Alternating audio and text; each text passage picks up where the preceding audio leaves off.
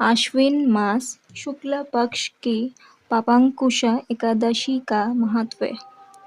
युधिष्ठिर ने पूछा, मधुसूदन, अब कृपा करके यह बताइए कि अश्विन के शुक्ल पक्ष में किस नाम की एकादशी होती है।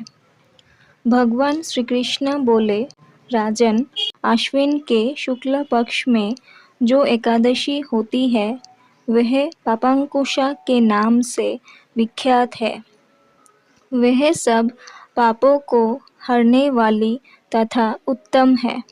उस दिन संपूर्ण मनोरथों की प्राप्ति के लिए मनुष्यों को स्वर्ग और मोक्ष प्रदान करने वाले पद्मनाभ संजक मुझ वासुदेव का पूजन करना चाहिए। जितेंद्रिय मुनि चिरकाल तक कठोर तपस्या करके जिस फल को प्राप्त करता है वह उस दिन भगवान गरुड़ ध्वज को प्रणाम करने से ही मिल जाता है। पृथ्वी पर जितने तीर्थ और पवित्र देवालय है उन सबके सेवन का फल भगवान विष्णु के नाम कीर्तन मात्र से मनुष्य प्राप्त कर लेता है। जो शांड्य धनुष धारण करने वाले सर्वव्यापक भगवान जनार्दन की शरण में जाते हैं उन्हें कभी यमलोकों की यातना नहीं भोगनी पड़ती।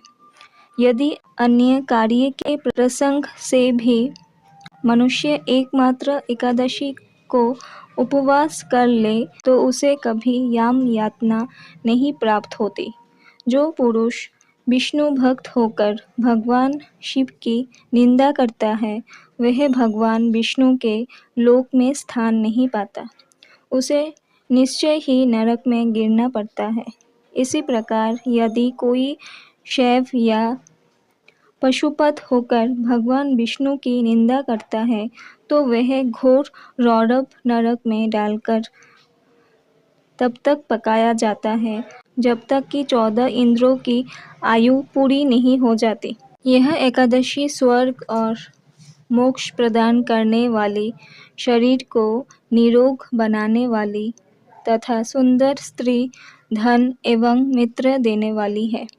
राजन, एकादशी को दिन में उपवास और रात्रि में जागरण करने से अनायास ही विष्णु धाम की प्राप्ति हो जाती है।